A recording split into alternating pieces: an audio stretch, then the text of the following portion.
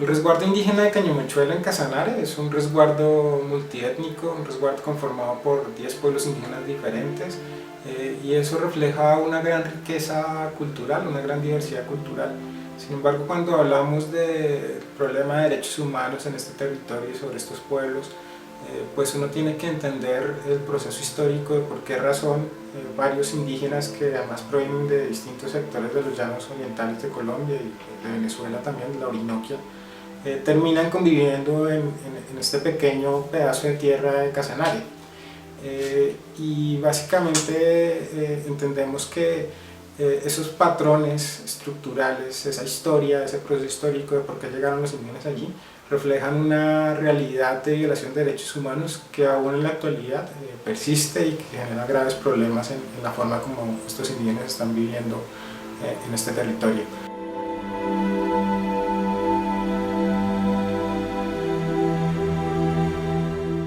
Básicamente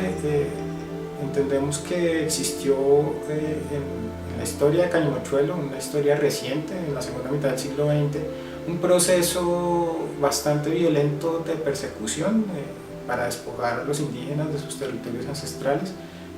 que pues en el llano se conoce coloquialmente como las cuiviadas y las guajiviadas, que es la práctica del campesino llanero, del dueño del hato, de asesinar, perseguir indígenas con el propósito de apropiarse de esas tierras y de practicar allí la ganadería. Este tipo de prácticas hoy en día claramente corresponden a un delito bastante grave, que es un delito de lesa humanidad, que es el delito de genocidio, que además desde el año 1958 en Colombia está tipificado como delito por la ley 28 que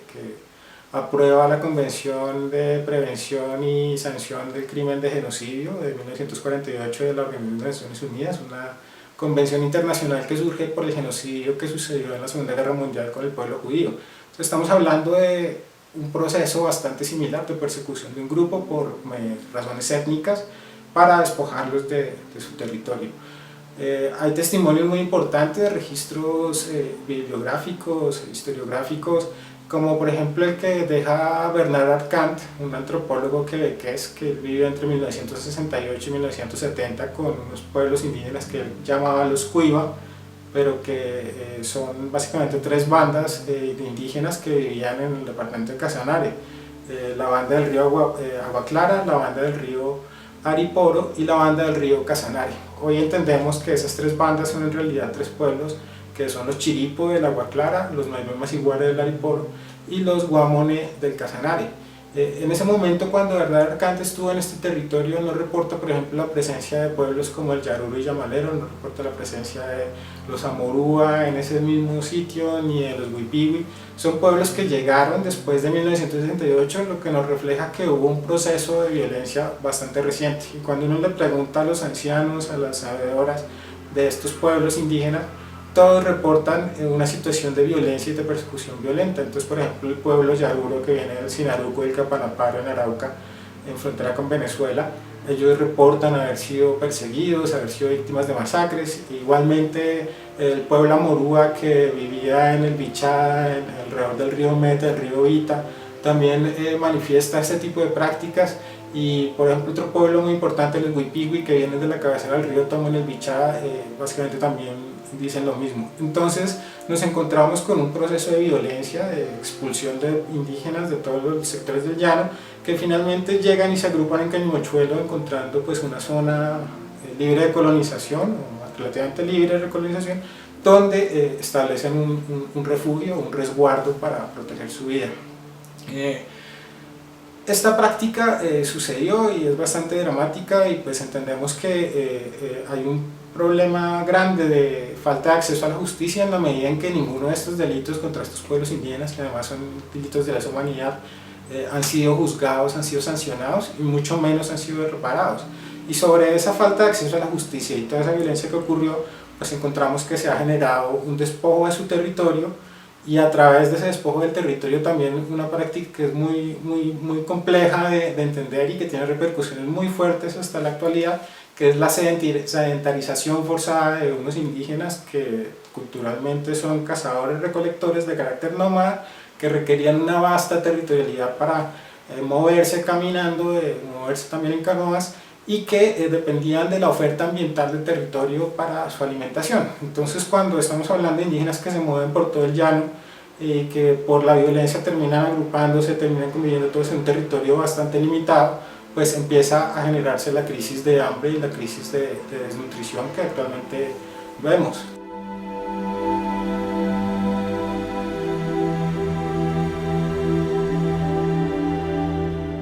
Un caso emblemático de esta situación de genocidio es la del pueblo Chiripo, que originalmente vivía en el río Guaclara, sobre las cabeceras también del río Amarillo y del río Picapico, en la zona que hoy se conoce como los Morichales de Paz de Ariporo. Ellos, hay reportes de una persona muy importante en esta historia de Cañamochuelo que se llama Antonio Olivares, que él nos comenta en sus manuscritos que hacia el año 1963 este pueblo Chiripo alcanzaba una población de 600 personas. Y unos años después, en el 68, Bernal Arcanta apenas reporta, cuando tiene contacto con ellos, que son 141 chiripos. Posteriormente, el mismo Olivares nos sigue contando que hacia 1974 apenas quedan 80. Entonces estamos hablando de un pueblo que en el transcurso de 10 años deja de ser 600 personas y quedan 80 personas en un proceso de violencia, de persecución, pero que esa violencia se profundiza a tal punto que este señor Antonio Olivares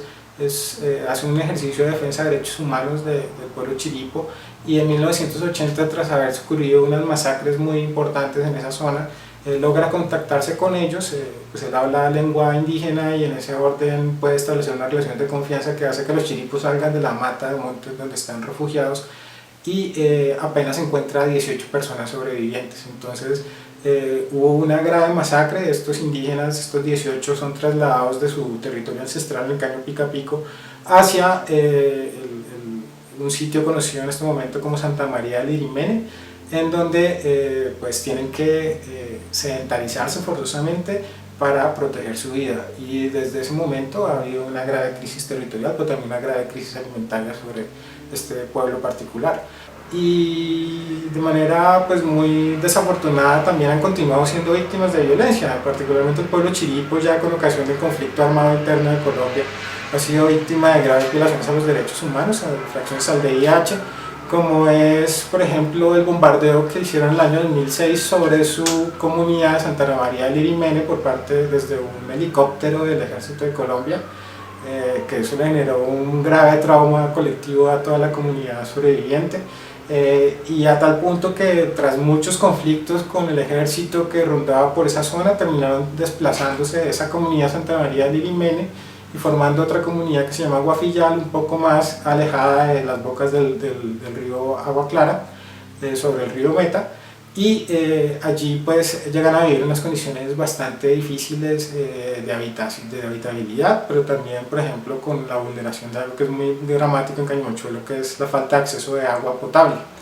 Entonces vemos que la realidad actual de vulneración de los derechos, de falta de comida, de falta de agua, tiene como trasfondo una situación estructural de violencia, de persecución y de crisis territorial que el Estado colombiano y pues la sociedad colombiana aún no ha podido reparar, y pues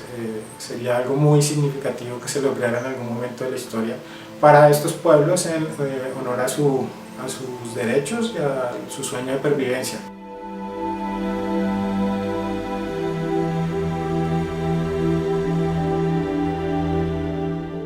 Encontramos entonces una gran complejidad para también la intervención del Estado y el desarrollo de políticas públicas en Cañamochuelo, básicamente porque no se comprende toda esa complejidad y toda esa dificultad histórica de acceso a la justicia, de pérdida de territorio, de cambio cultural, que determina la manera como los pueblos indígenas de Cañamochuelo están viviendo en la actualidad. Entonces vemos que hay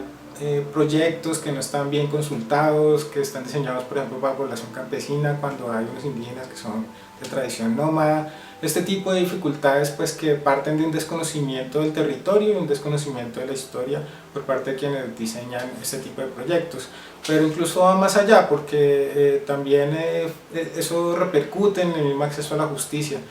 Nosotros desde la Defensoría del Pueblo hicimos una acción de tutela para promover el acceso a la salud y la garantía de agua potable para los pueblos indígenas de este resguardo, y efectivamente en un primer momento el Tribunal Administrativo de Casanare ordenó, por ejemplo, que se construyeran pozos profundos para cada una de las comunidades indígenas de este territorio, para 12 comunidades, donde pues se pudiera garantizar el agua potable para ellos con plantas de tratamiento y todo este asunto. Sin embargo, vemos cómo es la práctica real del desconocimiento y las dificultades de interlocución con el Estado colombiano, cuando en una segunda instancia el Consejo de Estado, a través de una sala de una alta corte, termina restringiendo esa orden y diciendo que apenas 2 de las comunidades indígenas tienen que tener acceso a esa agua. Pues el resultado de esa decisión, que la toma una magistrada argumentando que no se puede abrir pozos profundos porque se acabaría con el agua de Casanare, lo cual demuestra que no conoce para nada las dinámicas hidrogeológicas del departamento. El